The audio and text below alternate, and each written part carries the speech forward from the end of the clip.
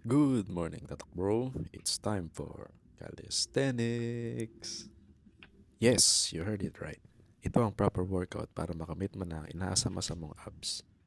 Kaya ito nga, ginrap ko na yung bar. Ang regular nito dapat ang chin mo nasa taas ng bar.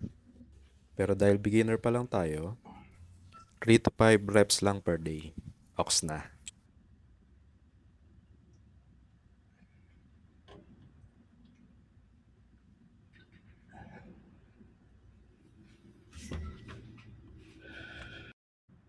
Ang susunod naman nating workout ay yung pinaka-favorite ng lahat. Dahil beginner pa lang tayo, half push-up lang po muna tayo. Pwede kang mag-start dito kahit 20 reps per day. Then after a week, pag naramdaman mo na yung progress, pwede ka mag-add.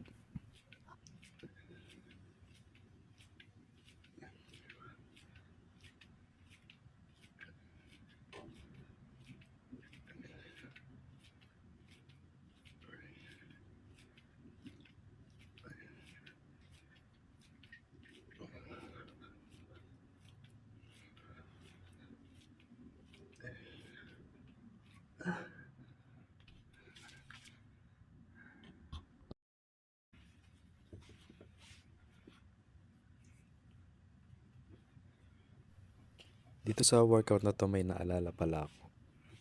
May isang kaibigan na gusto raw niya magka-abs. Kaso dahil magki-Christmas at mag-New Year, pas daw muna baka pwedeng next year na lang. Pero para sa akin, pwede ka naman kumain ng marami. As long as may regular exercise ka, pwede ka na mag-start. Bakit next year pa? At dyan papasok ang tinatawag nating calorie deficit.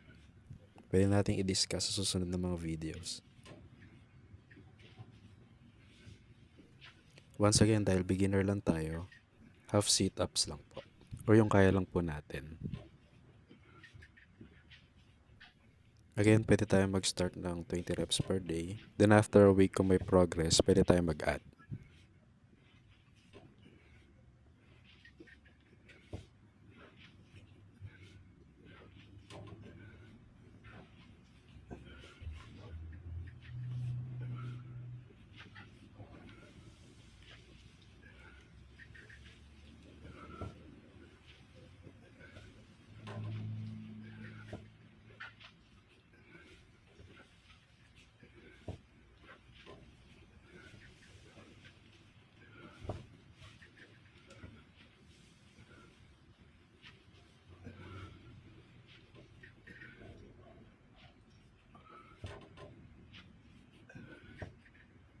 Salamat nga pala sa panonood ng video ko.